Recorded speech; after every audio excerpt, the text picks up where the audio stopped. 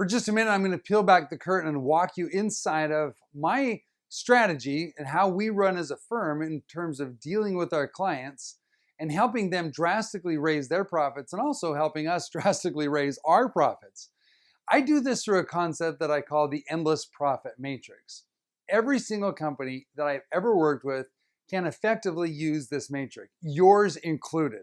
So just so you know, I share this with all of my clients because I want them to utilize this in order to grow their profits. Now, to show you how this works, let me tell you a quick example of a client that we had called Dave. Now, Dave was a technology firm. He approached us and he had a small project that he wanted us to do. It was like $1,000. It was hardly worth even looking at. But in our process of discussing the intake process, we discussed with Dave his business and his structure and what he had to offer. And what we found is that there were multiple layers of his business, many of which he couldn't even see, and many of which he was neglecting. And so we recognized that by taking on a smaller project with Dave, we were setting ourselves up to a much bigger project. So we took on this initial project of about $1,000. And over the course of 18 months, we grew that into a multi-$100,000 relationship for us. And for Dave, represented millions of dollars of increased revenue inside of his business. Now, how did that happen? How did we take a $1,000 project and push it up into multiple hundreds of thousands of dollars for us and millions of dollars for our client? Let me show you exactly how that happened. And let me just again emphasize, this process can work for you. The old adage that a bird in the hand is better than two in the bush is so appropriate for your business and for what you're doing. It's just a lot of times you don't see what the potential is because you're not laying it out with what I call the endless profit matrix. So let me show you how this works real quick. For our example, I'm going to use Apple products because you're going to be familiar with those. But as I'm using specific examples from Apple and their offerings, what I want you to do is I want you to think about your clients and I want you to think about your offerings and think about different projects that you worked on recently and how this would apply to those various projects. So on this particular grid right here, down here is going to represent type. This is the kind of services that you're offering to them. Okay. On this side, it's going to represent the dollar amount that they're actually paying for those services. So let's just look at a couple of different things that Apple does to drastically increase their profit margins and their revenue streams. Now, here in the center of the grid represents sort of core product flagship offerings. Now, what's the way that most people get into the Apple ecosphere? Well, the answer is the iPhone, right? So we're going to label this column the iPhone. Now, the base model of an iPhone runs about $650. For the sake of time, though, we're just going to say they're getting, X amount of revenue for that iPhone that most people are purchasing. But can you buy a more expensive iPhone?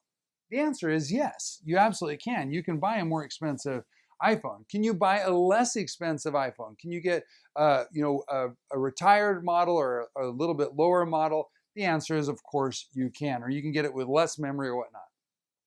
So just in the iPhone category, they have varying offers of the exact same product. Now, in the reality, what does it cost Apple to produce this varying layers of products? The answer is not very much. So if you drop down to this category where you get less memory, all the manufacturing process up to that point is the same. All they're doing is swapping out a different size memory chip. By contrast, up here, what is the process to make it bigger? It's not that much more expensive. They're just expanding the size or scope of what the technology is going into it. So essentially, they're raising, by offering these three different categories, they're drastically raising their profit margins without drastically raising their overhead. Now, can you get something that's a sort of a down step or a downgrade from the iPhone from Apple? The answer is yes, of course you can, and it's called the iPod. And the iPod has the same thing. They've got varying degrees of offers inside of the ecosystem, and you can get a small, medium, and large service from them. And again, what does it cost them to do this? The reality of it is a lot of the same technology and a lot of the manufacturing process that goes into the iPod is very, very similar to what goes into the iPhone. So again, a lot of the engineering and the technology has the hard cost has already been laid out.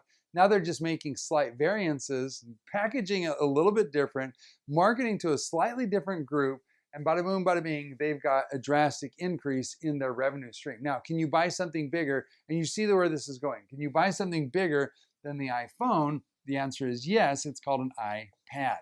And the iPad, again, has that same structure where it's got varying degrees of revenue stream price points that you can purchase from them. And of course, we could go on. Can you buy something bigger and more fancy and more expensive than the iPad? Yes, of course. You can buy, a MacBook or a MacBook Pro, and then you can buy the iMac, and then you can buy the Mac Pro, and on it goes in these varying things. And every single one of those offerings has a varying step up of price points. Okay. Now, here's what I want you to understand about this. All of your clients have a propensity to do one of three things. One of three things. Your customer base, your client base, will have a propensity to buy either across the board, so they will stay at a certain price point, but they will just buy different types of offerings from you, okay? Or they might have a propensity to go up. They really want to stay with the same thing. So there are people in the Apple ecosystem that only go and buy iPhones. They don't buy anything else, but they like to upgrade with the new models and the varying offerings, and they get bigger and faster, and they stay in the iPhone category, but they buy ever increasing, larger, more expensive versions of that category. Now, again, notice exactly what I'm saying here. Your clients will have a propensity to buy across the board. In other words, they'll go in a horizontal line where they'll buy different services, but they are centric on price. They're price sensitive. And so they buy similar price points from you. Versus those who will ascend and buy varying price points, but with the same product. And then, of course, there's those who go diagonally. They start off at a low point, and then they switch product and offerings types, and they go higher prices, and they move up in this direction as opposed to just this way.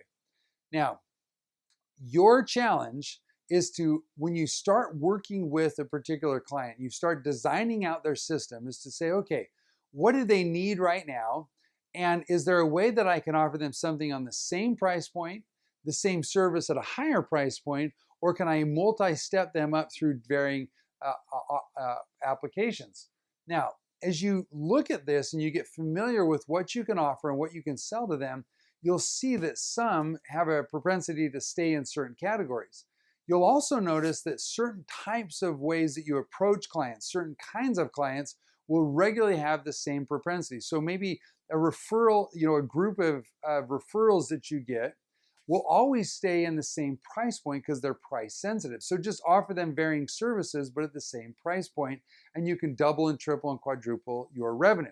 You'll notice that other maybe people that come in through a trade show or through varying public advertising or whatever the case may be, how that client comes to you, maybe those kinds of clients always have a tendency to stay in the same product category, but you can upsell them on varying products or installs. And then you'll find that some clients tend to go diagonally. Your job is to work with your clients and to become so familiar with them that you know which type of client they are, and then you maximize that relationship. In so doing, again, you'll be able to drastically raise your profits without drastically raising your overhead or your time commitment.